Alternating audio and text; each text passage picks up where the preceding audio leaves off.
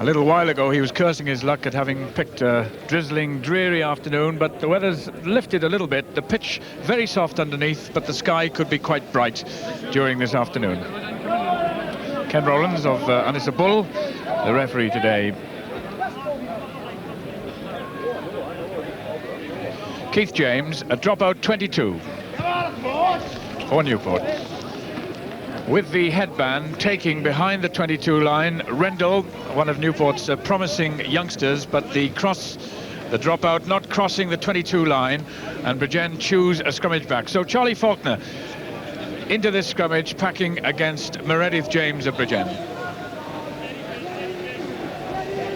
Good opportunity for Bridgend. This could be a drop goal position. Pearce runs it. James, Howell Davis bobs it on, and the ball just escapes Titley. Howell Davis, a nice little scoop pass, which nearly sent Titley into some space on the right wing. David Waters towering over the others, a little bit taller than everybody else in the packs. Pearce. Good running. Referee a little bit in the way. Gareth Williams takes up the running. Good ruck. Pearce back on his feet. Titley. Pearce again. Gerald Williams. The referee's right on the spot, and it's a try. All Bridgend's early pressure rewarded with a try for the captain. 4-0 to Bridgend. Billy Howe the scorer. And let's look back under the post to this great bit of running by Pearce. Bridgend win the ruck. Pearce is back on his feet, and some good inter-passing look close to the Newport line. The defence just isn't there. Justin Robinson restarts play with a drop kick because the conversion attempt was unsuccessful. That's Bud linking again, and Chris Williams putting Robbie James into space, travelling well. Frank Owen has the ball. Can he make a second try for Bridgend? Recovering his balance. Great stuff. Newport haven't touched the ball. Straight from the kickoff. Bridgend score again, 8-0. And it was the determination of Owen on the left. We'll have a look at that as he receives crisp passing from Bridgend, and he has to break the tackle and regain his balance. That's what set the try up, and then he's in the clear, just out of range of the cover. Great try by the left wing.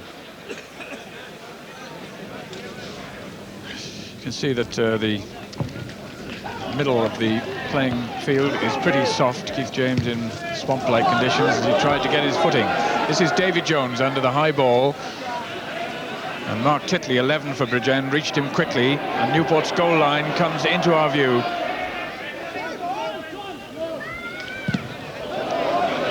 Coombs' clearance kick is charged down. Bridgend have men over, lots of men over.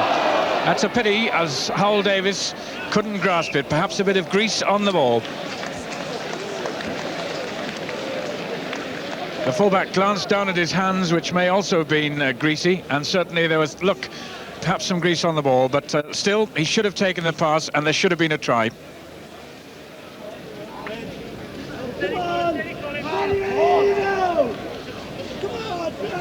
Hillman strike for Bridgend. Gareth Williams picks up Gerald Williams.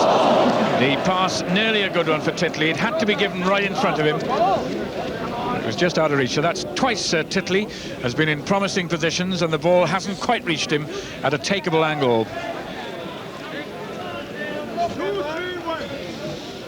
At the back, Rendell and Gareth Williams. Still Newport's 22 line, not very far away. Out with Pearce. They miss Robbie James. That's Chris Williams. Titley's gone onto the other side and throws a forward pass in the direction of Frank Owen. Still Enterprise from the right wing to get across the field and appear outside the left centre. Interesting play by Bridgend.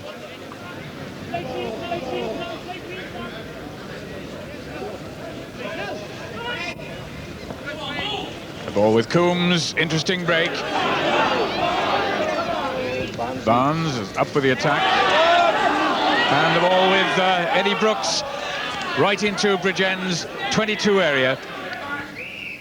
And for the first time in the game, Newport look purposeful and menacing.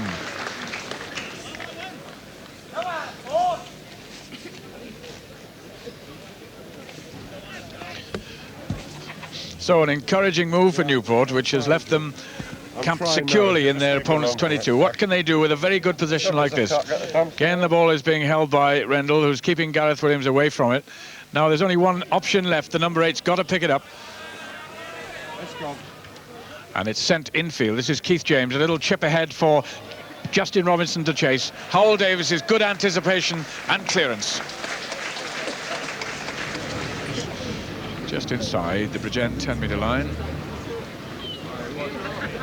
Roy Evans wins well for Bridgend. This is Chris Williams picking up speed. Robbie James. Titley has Howell Davis outside him. Can he draw the man? He should have given a pass. One fields, but he's still in with a chance of a try. He trips. Keith James is the only one who can win the race for Newport. The try is awarded. No, it's a dropout 22.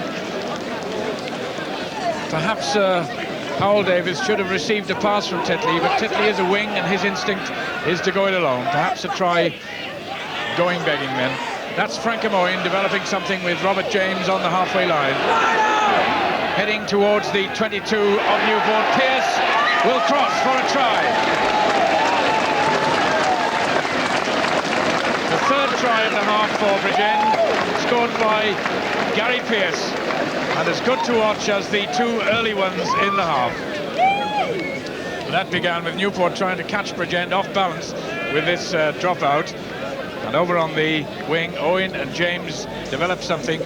And the powerful centre, Robert James, makes good ground. And then look how well Pearce does to pick up his scoring pass. Pearce is Bridgend's leading scorer this season with 218 points before this game. Now he adds a try and a conversion. And Bridgend go up to a lead of 14 points to 0.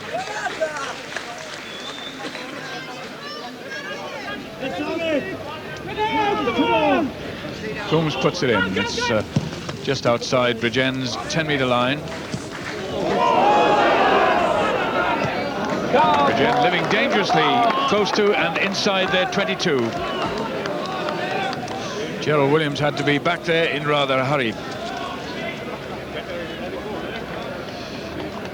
Certainly in the opening stages of the second half, it's Newport who are exerting all the authority. They're pressurising their opponent's goal line now, which is guarded in the background by Gary Pearce.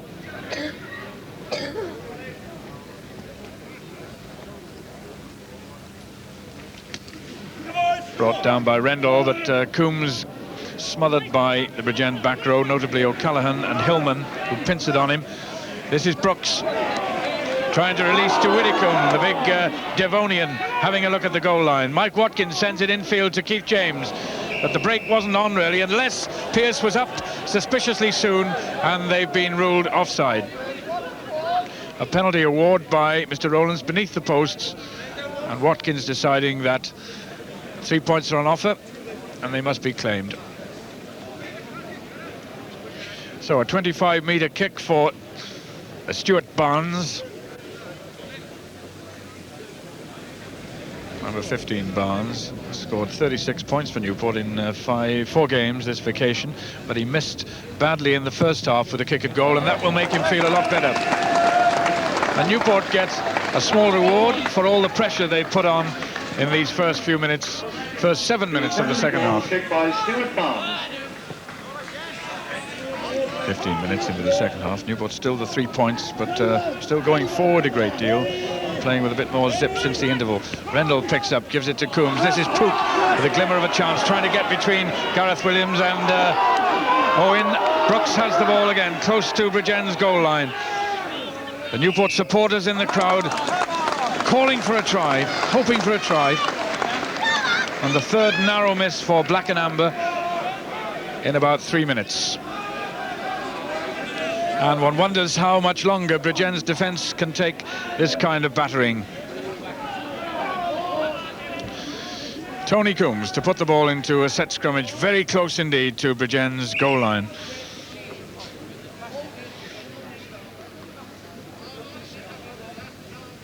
Bridgend back row certainly have to be tremendously alert. So the ball being held by Rendell at the moment. Pick up to Coombs. Hasn't quite got the strength to break. Gareth Williams is covering. In Burrows Watkins, number 2, Newport's captain. And again, the put-in at the set piece will go to them for making progress. Crowd watches anxiously. The pressure's been unrelenting for 5, 6, 7 minutes by Newport. They're telegraphing their moves. Anyone can tell that scrum half. Coombs doesn't want the ball yet. Knock on, and under the posts, Bridgend have been seen offside. The alert Mr. Rowlands awards a penalty against the over-eager Bridgend midfield backs. What seems to have happened is that Ken Rowlands has awarded a penalty try, perhaps for collapsing the scrum. So this is not a penalty attempt by Barnes, a conversion. Over it goes, and that's worth 6 points to Newport. And that'll make them feel a good deal better. That's the second time in this second half that they've been able to get some points, and that's a reward for some concerted pressure. It seemed that they must score a clean-cut try, a penalty try, the next best thing.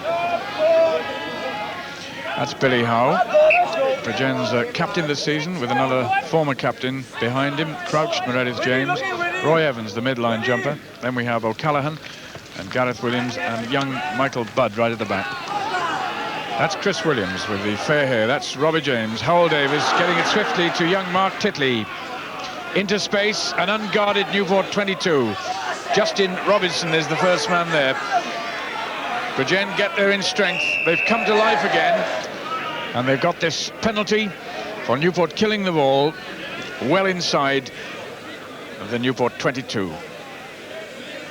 Well, it certainly seemed in the end that that was a penalty try that was awarded against Bridgend by Mr. Rowlands, converted by Barnes from under the post. Meanwhile, at the other end, Gary Pearce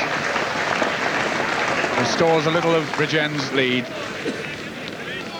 3 more points for Gary Pearce. The penalty goal kicked by Gary Pearce. So number 5 for Bridgend, Billy Howe, the captain, certainly pulled his team together. There was a danger of the game slipping too far in Newport's favour, and he's rekindled the fire in his pack, and they're coming strongly towards the end of the game. Gerald Williams waits behind Gareth Williams. Robbie James's decoy run, and Howell Davis gets through virtually unopposed.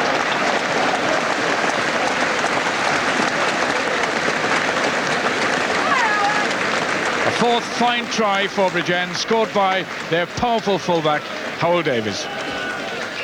And Gerald Williams darting away, and watch for Robbie James's dummy run, and that makes the Newport defence spread-eagled, and Davis is right through. Pearce with the conversion attempt, halfway out to the touchline. That's a good place kick. And makes the try by Howell Davis worth 6 points. And converted by Gary Pearce. Gareth Williams limping away to the tunnel, perhaps a precautionary move. And on the right with the clean shorts, the replacement for Gareth Williams is Lynn Davis, back with Bridgend after a short spell at Pontypridd. This scrummage close to the halfway line. We move into injury time. Coombs for Pooks to run towards, with Howell Davis under it for Bridgend. He's had a very good game indeed, has Howell Davis. Hardly any mistakes. He's been into the line now and then for Bridgend, and he scored a try, remember. Meanwhile, Newport making a bit of a nonsense of the greasy ball in the midfield.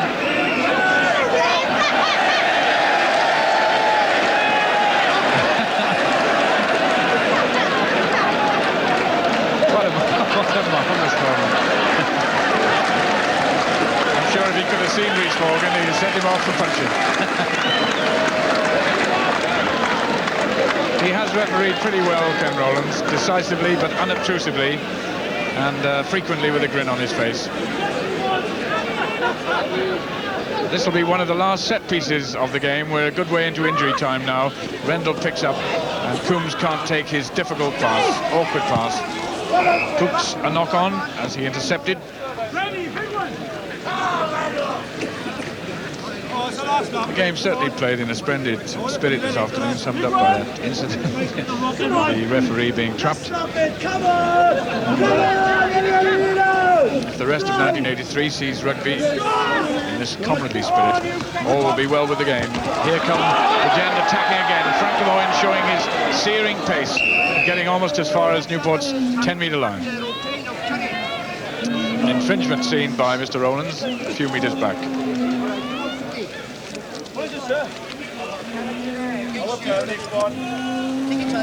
Turned out to be a penalty to Bridgend for obstruction by Newport, close to their opponent's 22. Pearce is up and under, into the dusk, falling out of the floodlights to Newport, into their 22. That kick is loose from Coombs. Paul Davis, who had a bump a few moments ago, feeding the midfield. Here's Titley trying to escape the unwelcome attentions of the Newport back row. Coombs drives on towards Bridgend's 22 line. Rocket Powell is there too. But all to no avail. The first game of 1983 at the Brewery Field is over, and it's resulted in a good victory for Bridgend by 23 points to 9.